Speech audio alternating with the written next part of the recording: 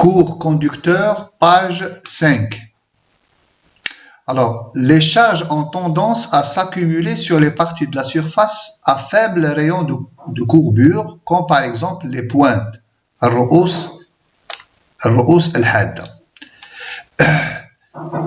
هنا الشحن تتكاتف في الجهات على سطح حيث يكون نصف قطر الانحناء صغير، مثلا في الرؤوس الحادة. ففي هذا السطح الذي يكون نصف قطر الانحناء يكون صغير، فهنا الشحن تتكاتف. وكذلك نفس الشيء بالنسبة للحقل الكهربائي بجوار هذه الرؤوس الحادة.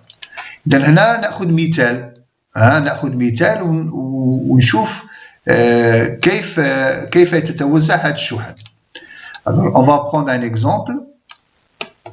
Un conducteur est formé de deux sphères de rayon R1 et R2. Alors, une première sphère, كرة نصف قطرها R1 وكرة ثانية نصف قطرها R2 très éloignées l'une de l'autre. إذا متباعدين. علاش متباعدين؟ هنا باش الكرة هذه ما تأثرش على الكرة الثانية، والكرة الثانية لا تؤثر بدورها على الكرة الأولى. هذا ما نعني ب très éloigné، متباعدين. et reliés par un fil ومربوطين بخيط. هذا خيط ناقل.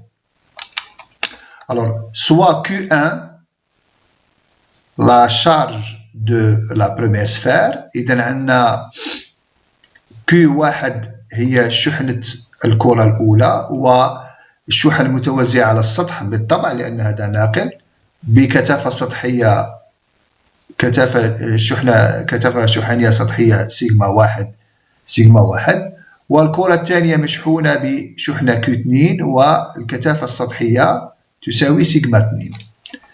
Alors, les deux sphères sont reliées et forment un seul conducteur.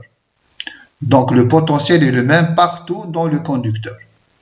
إذا لما نربط هذا الناقلين فنتحصل إلى ناقل وحيد، وبالتالي إذا هذا الناقل الجديد نأخذ أي نقطة من هذا الناقل الجديد فالكمون يكون ثابت لا يتغير. Donc V1 le potentiel de la sphère 1 est égal à V2 potentiel de la sphère 2. Donc إذا الكمون لهذه الكرة V1 يساوي الكمون للكرة الثانية V2. Les sphères étant éloignées, il n'y a pas d'influence mutuelle. ليس هناك تأثير متبادل.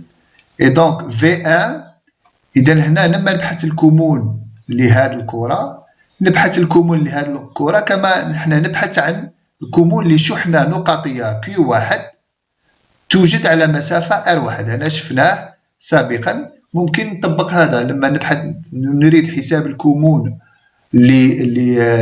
لكرة خارج الكرة أو على سطحها، فنعتبر أن هذه الكرة عبارة عن شحنة نقطية Q1 ونبحث الكمون على مسافة R1. إذن هنا الكمون V1 c'est K Q1 sur R1. De même نفس الشيء بالنسبة ل V2.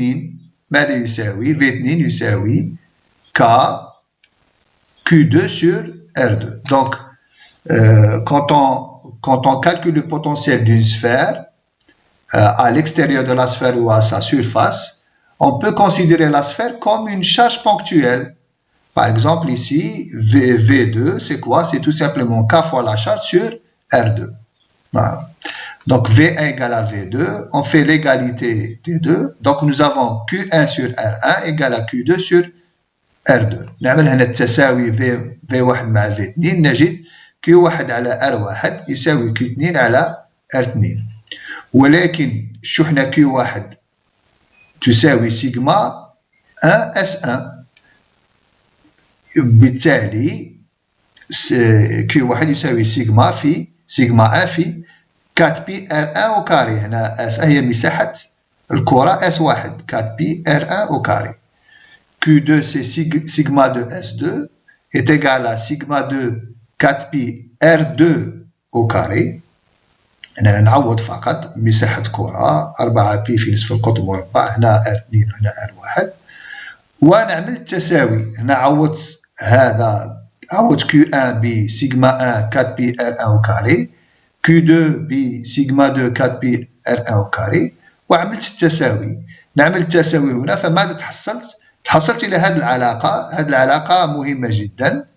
سيجما 1 R1 est égal à sigma 2 R2. Donc après calcul, on obtient sigma R1, sigma 1 R1 égale à sigma 2 R2. Alors, regardons bien ici.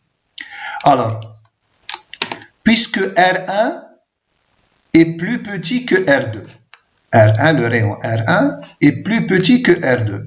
Donc, sigma 1 est plus grand que sigma 2. ما معناه؟ إذا نلاحظ هذه المعادلة. ماذا نجد؟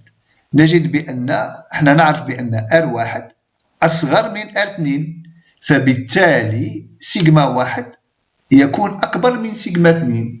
أي ما معناه؟ معناه أن في الرؤوس الحادة لما النصف قطر الانحناء يكون صغير كما هو الشأن هنا R1، فالشحن تتكاتف، سيجما 1 يكون كبير. ولكن لما يكون نصف قطر الانحناء لسطح مثلا لشبه مستوي، فنصف القطر هذا R2 يكون كبير، وبالتالي الكثافة السطحية هنا تكون صغيرة. أي التوزيع ما يكونش يكون التوزيع يكون على كل السطح هنا، وبالتالي الكثافة السطحية تكون صغيرة. أما هنا فالكثافة السطحية تكون كبيرة. هذا هو مفهوم الرؤوس الحادة، أي الشحن تتكاتف الشحن تتكاتف على الرؤوس الحادة، ونفس الشيء فالحقل هنا يكون كبير. Donc, on voit bien que sigma est plus important quand le rayon de courbure grand R est petit, une pointe par exemple, tandis qu'une partie plane R très grande porte une faible densité de charge.